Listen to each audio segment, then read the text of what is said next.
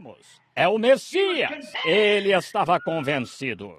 Quando ficou perfeitamente convencido de que era o Messias, ele ficou preocupado com seu irmão. Esse é o problema esta noite. As pessoas não estão convencidas da mensagem. As pessoas não estão convencidas do Espírito Santo. Se de fato ficarem convencidas, então vocês ficarão preocupadas. Você fará tudo o que puder para fazer o que tem a fazer. Diz, bem, irmão Branham, não sou pregador. Bem, você também pode fazer algo. Lembro-me de certa vez que fiz um encontro. Houve um agricultor que foi salvo e cheio do Espírito Santo. E ele não tinha nada além da sua experiência e um caminhão. Mas ele transportou tantos para o encontro que conseguiu que mais 30 fossem cheios do Espírito Santo antes de... Por quê? Ele ficou convencido. E quando ficou convencido, ele ficou preocupado. Sua filhinha foi curada. Tínhamos doentes todas as noites, um caminhão cheio deles, trazidos de todo lugar. 30 receberam o Espírito Santo, estão vendo? Ele ficou convencido de que isso estava certo, então ficou preocupado com as outras pessoas. E se estivermos convencidos de que Jesus virá em breve, estaremos preocupados com os nossos perdidos. Faremos tudo o que pudermos para divulgar o Evangelho. Jacó ficou a noite toda lutando, certa noite. Aquele príncipe lutador, ele lutou a noite toda. Ele estava fugindo de Esaú aqui e acolá. Estava morrendo de medo dele e ouviu que Esaú estava chegando. Ele colocou sua esposa do outro lado do riacho, foi para o outro lado e ajoelhou-se. Vocês sabem, Deus desceu e segurou Jacó e lutaram a noite toda. Assim, ele de início não estava plenamente convencido, mas quando Deus terminou com ele ficou convencido. Sim, ele ficou e esperou até estar convencido de que era Deus. Irmão, então ele perdeu o medo de Esaú. Atravessou o rio, estava fraco e mancando. Parecia o pior momento em que ele poderia estar. Ele estava mais fraco do que nunca. Ele tinha ficado aleijado e tal, mas Esaú lhe disse, você me deixará enviar um exército para ajudá-lo? Disse, não preciso de ajuda. Por quê? Ele estava convencido de que o Deus com quem teve contato poderia cuidar dele. Aleluia! Se as pessoas tão só fizessem isso. Se você puder estar convencido de que o Deus que o controla estremece seu coração, faz de você uma nova criatura em Cristo Jesus. Que venha a doença, a morte ou qualquer outra coisa, você está convencido de que ele pode cuidar bem de você. Claro, amém. Gosto disso. Sangar, o rapazinho de quem falamos a outra noite, estava preocupado com sua família. Sim, ele sabia que estavam com fome. E os filisteus subiram, 1000 deles, creio. 600 e tantos. Creio que 600 deles vieram pela estrada, homens armados. Ele estava preocupado com sua família, pois eles morreriam de fome naquele inverno. Mas ele ficou lá, pensando e refletindo. O que poderia fazer? Ele ficou lá até estar convencido de que Deus cumpre a sua promessa. Agora, vejam o que ele poderia ter pensado. Agora, aqui, meu pai Abraão, de quem trago no corpo o sinal da circuncisão, pois creio que Abraão foi um homem de Deus. Ele estava convencido. Ele deixou sua casa, deixou tudo o que tinha para servir a Deus. E aquele dia no monte, quando ofereceu o carneiro no lugar de Isaque, Deus disse a Abraão, porque fizeste isso, a tua descendência possuirá a porta do inimigo. Isso mesmo, a tua descendência, Abraão, eu te prometo, eu juro. Aleluia, oh, que coisa. Agora me sinto religioso. Juro por isso, Abraão, a tua descendência possuirá a porta do seu inimigo. Agora, Sangar podia dizer, eu sou a descendência de Abraão. Amém! E se Sangar podia pensar assim, sendo a descendência natural de Abraão, que tal esta noite? E nós, sendo a descendência real de Abraão? Oh, ufa! Vocês acham que estou louco? Talvez esteja. Deixem-me em paz. Sinto-me melhor assim do que quando tinha outra mente. Sim, descendência real de Abraão. A igreja é a descendência real, prometida. E se a descendência natural podia ter tanta coragem, o que a descendência real deveria fazer com a presença do Espírito Santo ungindo em volta, se mostrando? Ufa! Glória! Claro! Sangar disse, sou descendência de Abraão. Quando começou a pensar nisso, Deus disse a Abraão, eu creio nisso, que sua descendência possuirá as portas do seu inimigo. E lá estão eles, entrando, marchando pela minha porta. Apenas estendeu a mão, pegou uma aguilhada de bois. Agora, ele não parou, ele não esperou para aprender a duelar ou disse, agora espere aí, sou a descendência real, sou a descendência de Abraão, sou circuncidado, então, sabe, todos esses filisteus são bons guerreiros, estão praticando há muito tempo. Irei ao seminário e vou tirar meu PhD e LLD e aprenderei a duelar, aprenderei o catecismo. Todas as regras da igreja. Se tivesse feito isso, teria sido tudo o que ele saberia a respeito. Ele só saberia isso e não poderia tê-lo vencido. Então não poderia ter se equiparado ao inimigo. Você não pode se equiparar ao inimigo. Eu não posso. Mas lembro-me que estou vivendo sob uma promessa, aleluia, que seus poderes já foram mais do que equiparados e conquistados e derrubados. Sou mais do que vencedor agora mesmo. Não eu, mas estou naquele que o venceu por mim, vejam, e que continua vivendo. Sou parte da descendência real de Abraão. Pense nisso um minuto. Então, pegue sua aguilhada de bois. Afaste esse demônio da dúvida de você. Sim, disse, não consigo aprender a duelar. Se eu fizesse, seria só o que ele saberia fazer. Só duelar. Seria só do que ele poderia ter falado. Hoje é o que tentamos fazer. Os homens dizem, recebi um chamado na vida para ser ministro. Bem, agora, filho, vou ligar para o bispo e verei se posso deixá-lo ir à escola e você poderá aprender psicologia e aprender todas estas coisas. E uns 10 anos no seminário poderão prepará-lo. Com certeza irá prepará-lo para que nunca mais possa se levantar. Que diferença, então, é enviar um ministro hoje do que era na primeira igreja?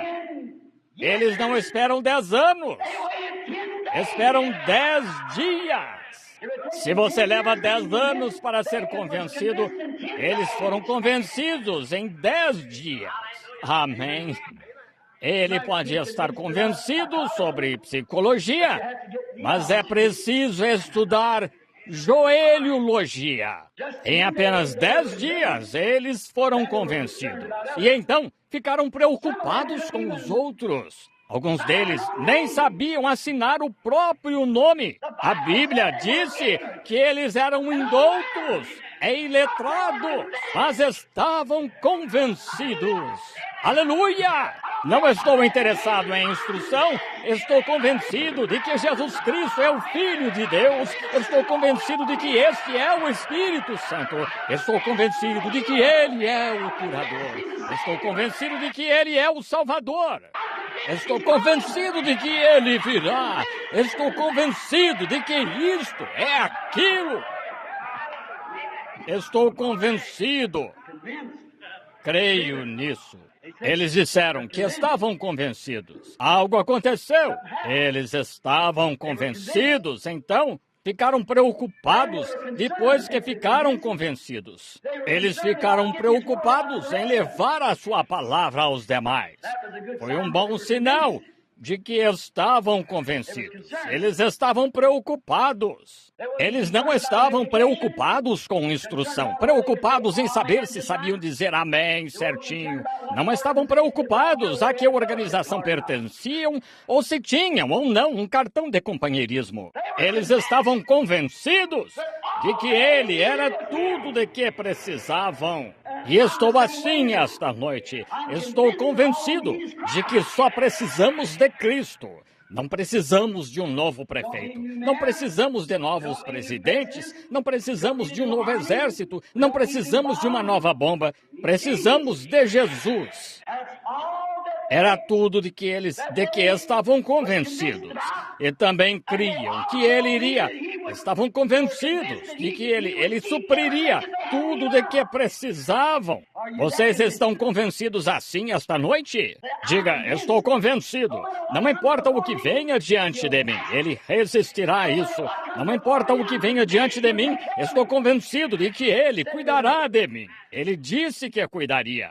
Estarei convosco e em vós até o fim da era. Não vos inquieteis pelo dia de amanhã, ele cuidará de si mesmo. Isso mesmo, pense só no dia de hoje. Se Deus assim vestiu o campo e a erva do campo, que hoje existe, amanhã não existe, e se ele se preocupou o suficiente para que nenhum passarinho pudesse cair na rua sem que ele soubesse, quanto mais sabe ele das nossas necessidades? Estou convencido.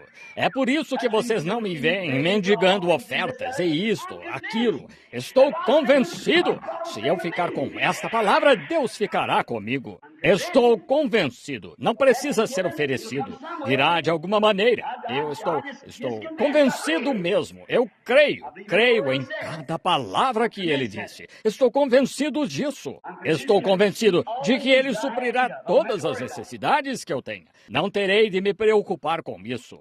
E eles também estavam convencidos de que não precisavam de um monte de psicologia e adotar todas essas outras coisas. Estavam convencidos de que aqueles que foram a quem eles pregaram que o que tinham era só disso que precisavam. Esse é o problema hoje. Estão tentando introduzir outras coisas neles, credos e tal. Vocês nunca estiveram tranquilamente convencidos de que o Espírito Santo está certo. É só disso que preciso. É só disso que você precisa. É só disso que qualquer um precisa. Estive na África não faz muito. Estavam tentando instruir aquelas pessoas lá e as tribos, e quando as levavam ao homem branco, eles adotavam o pecado do homem branco. Tinham seu próprio pecado lá na tribo. Ao levá-las, adotavam o pecado do homem branco. Então, ele era 2 vezes mais filho do inferno do que era no princípio. Ele só precisa de uma coisa. Precisa de Cristo. Amém. Hudson Taylor, certa vez, nunca ouviram falar de Hudson Taylor, o grande missionário na China? Havia um jovem nativo, ele foi salvo, disse que tinha um chamado para o ministério. Ele foi e disse ao Sr. Taylor, Sr. Taylor, devo fazer 4 anos de psicologia, diversas coisas que ele deveria fazer. E quanto tempo levarei para receber meu bacharelado em humanidades? O Sr. Taylor disse a ele, filho, não queime a metade da vela antes de começar. Não, é o que também penso. Não espere até queimar metade da vela e algum tipo de instrução ter sido enfiada em você, algum tipo de formol. Não faça isso, mas eu digo, assim que a vela estiver acesa, comece. Não estou tentando apoiar a ignorância, mas eis o que quero dizer. Se não sabe mais nada, diga-lhes como a vela acendeu. É só disso que precisam saber. Diga-lhes o que acendeu a vela. Diga-lhes o que está queimando ali. Apenas diga-lhes como acendeu. Deixe que acendam. Eles irão cuidar do resto. Com certeza.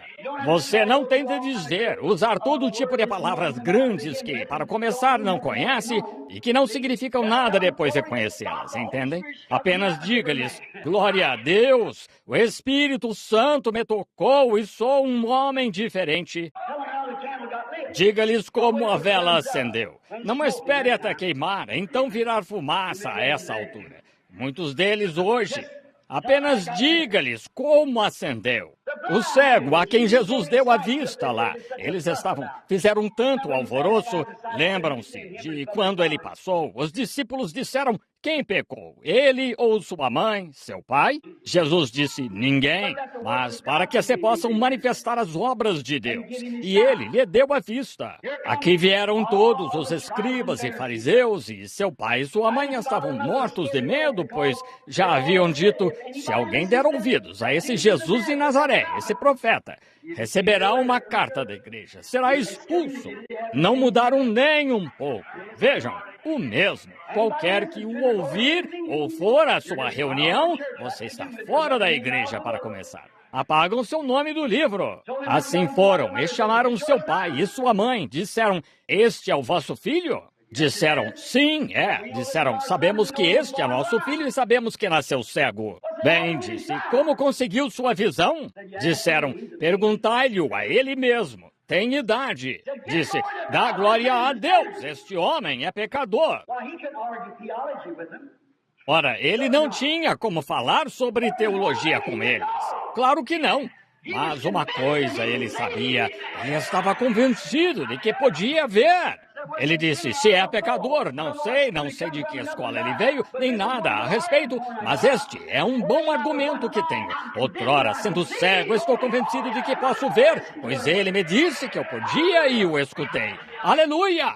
O mesmo comigo. Outrora fui cego, mas agora vejo.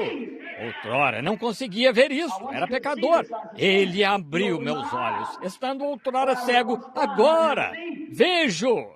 Ele tinha um bom argumento, claro que tinha, tanto que não conseguiram convencê-lo. Por quê? Ele estava convencido de que podia ver, e estava convencido. Isso, ele disse, é algo estranho agora. Vocês se levantam, vocês homens aqui, são os líderes religiosos da nação, e dizem que não sabem de onde este homem veio, e aqui ele realiza um milagre em mim que nunca foi feito no mundo. É algo estranho. Irmão, creio que ele foi um teólogo muito bom nisso. Por quê?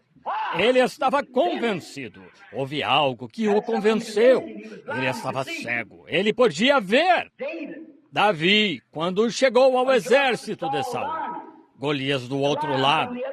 Davi era o menor do grupo. Golias era o maior. Saul teria sido o melhor rival. Saul tinha uns 2,10 metros, eu acho, ou mais, talvez 2,40, cabeça e ombros acima de todo homem em seu exército. E Davi era o menor homem lá, e era o único homem sem treinamento lá. Mas, irmão, ele estava convencido. Glória! Está vendo? Gosto da aparência que tenho. Notem, ele não foi treinado, não tinha lanças, não sabia nada disso, e era só um rapazinho ruivo. Mas estava convencido e estava preocupado com um exército que se chamava o Exército do Deus Vivo. E estava convencido de que Deus, que o havia ajudado com aquela funda a matar um leão e um urso, sem dúvida poderia matar aquele filisteu incircunciso. Ele estava convencido. Então, ficou preocupado com o exército. Independente de quanto ele tinha, se você está convencido, então se preocupa. Mas primeiro tem de estar convencido. Assim, ele estava convencido. Lembro-me de certa noite muito quente, assustadora por toda parte, indo para a guerra. Oh, as chances não estavam a favor dele. E ele orou. Estava deitado lá embaixo de uma amoreira. O exército já estava pronto lá para enfrentá-lo. Ele estava deitado sob esta amoreira e depois de um tempo, ele ouviu algo vindo e passou pelas amoreiras e saiu do outro lado. Ele ficou convencido, irmão. Não importava quais fossem as chances, ele estava convencido de que Deus haveria de ir adiante dele. Homens, se puderem ficar de pé aqui esta noite, não importa o que haja de errado com vocês. Se puderem sentir esse vento impetuoso do Espírito Santo passando por vocês e dizendo, eu sou o Senhor que sara todas as tuas enfermidades. Eu te curo agora. Se puderem estar convencidos, irmãos, não importa qual seja o contato lá, você já sabe que vai acontecer. Com certeza. Ele estava convencido e então ficou preocupado. Sansão, ali diante dos filisteus, só com uma queixada de mula na mão. Ele não estava, nem estava armado. mas estava convencido de que o Deus que o levantou podia, com aquela queixada de mula, matar aqueles filisteus, e matou 1000. O profeta fugitivo, Moisés, quando Moisés ficou convencido de que era Deus naquela sarça, sabem, Moisés nunca havia tido uma experiência com Deus, ele tinha muita teologia, mas tinha fugido. Mas quando ele estava convencido de que aquele era Deus na sarça, pois a voz falou na sarça, citando a Escritura para ele, e ele estava convencido de que aquele era Deus. E Deus disse, eu estarei contigo.